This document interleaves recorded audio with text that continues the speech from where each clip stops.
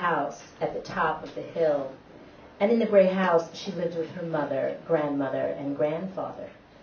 The girl's house wasn't like her friend Dana's house, where parents, aunts, uncles, and cousins from all over Texas, and even as far away as California, all lived together, laughing, shouting, and talking at once.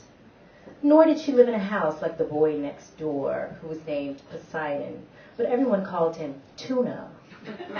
In his house lived his parents and siblings, and in his backyard lived a rooster, several hens, a dog, and a goat. There were no animals in the girl's backyard, no siblings in her house, and no far-flung relatives staying for days on end. The girl's house didn't overflow with voices. There was just the whip, whip, whipping of her grandmother's broom on the floor, the refreshed sigh of her grandfather after sipping from the can he kept next to his chair, and the soft sound of her mother's voice.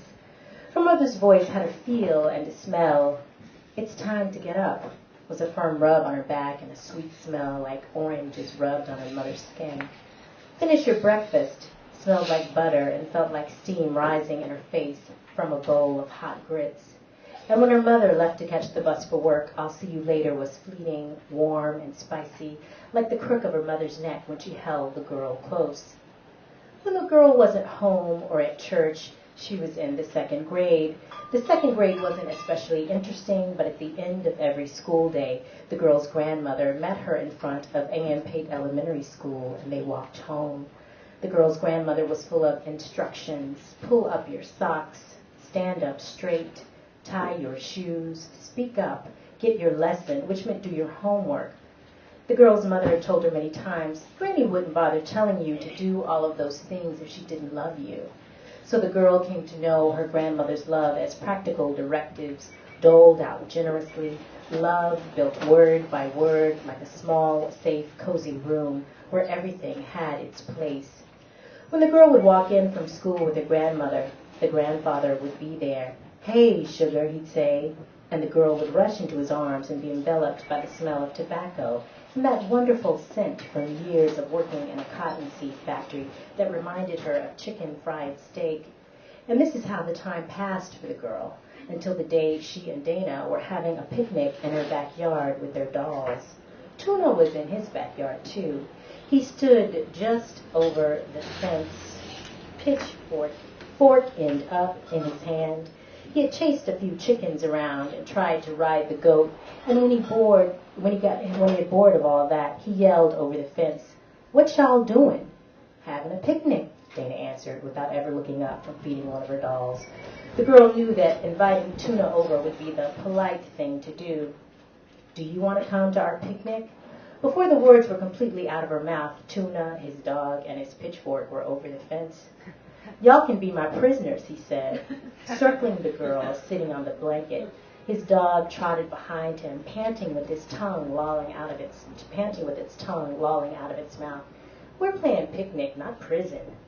Dana seemed unfazed by him, but the girl felt a prickling on the back of her neck. "I'll let you both go if you answer a question. Why do girls pee sitting down?" he said. Dana laughed. "If I peed standing up, it'd run all down my leg and make a mess." Tuna turned his attention to the girl. "How come I never seen your daddy? You ain't got one?" Now the girl knew she had a father. A picture of him lived in the photo album under the coffee table. In the picture, he's sitting with one arm around her mother, while the other is holding the girl in his lap. He's a smiling man with a small halo of an afro. The girl is just a blur of motion. She doesn't remember her father or taking the photo.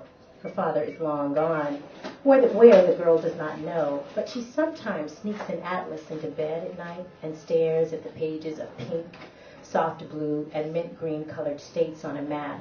She imagines her father has gone up to Oklahoma and is a cowboy, or maybe he plays in a band in Chicago like Dana's Uncle Babe. The girl tells Tuna, "My daddy's gone." The prickle of fear is gone now and replaced by the heat of anger burning in her ears. "Gone? You mean dead?" "Our pig died last year," Tuna says. He runs toward the fence, tosses his pitchfork over and scrambles up and over the fence. The dog follows, running and leaping. That evening, a man comes to visit the girl's mother. He's tall and slender, The girl cocked her head back to look at his face, which was shaven and smooth, except for the thin mustache that arched over his mouth like a black rainbow. He wore shiny shoes and thin socks, the kind your mother called dress socks.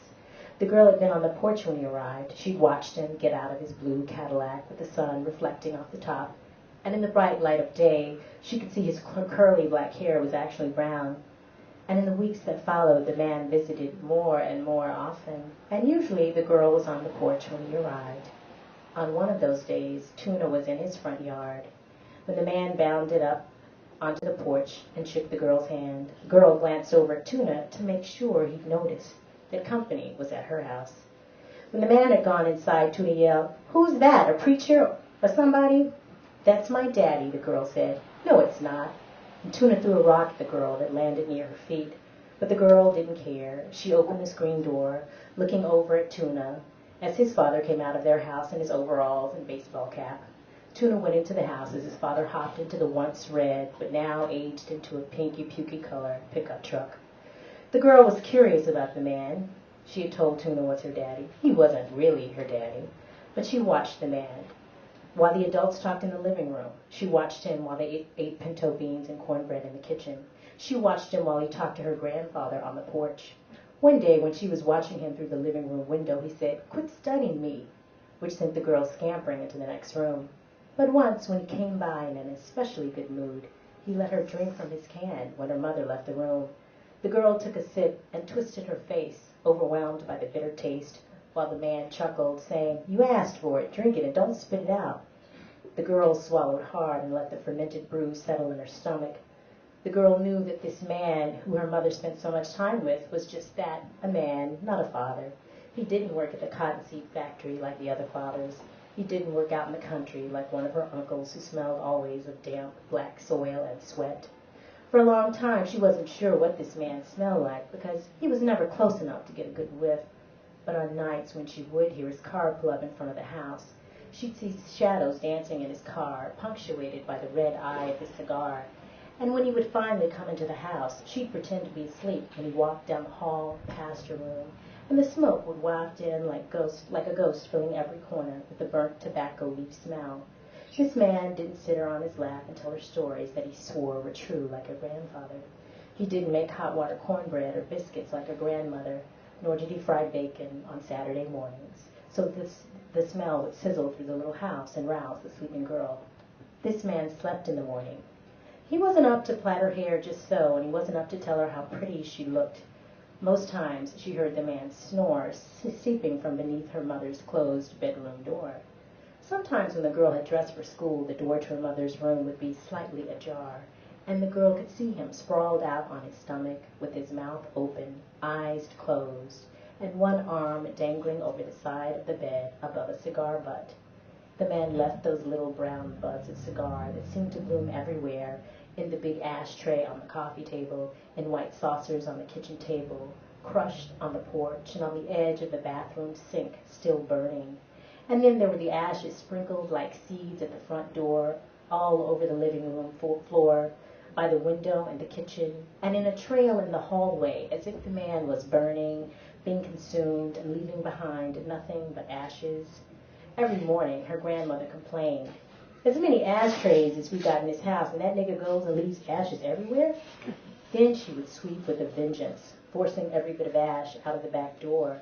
The girl sat quietly, chewing on buttered toast and sausage, as the ashes took wings and rose from the force of her grandmother's burn.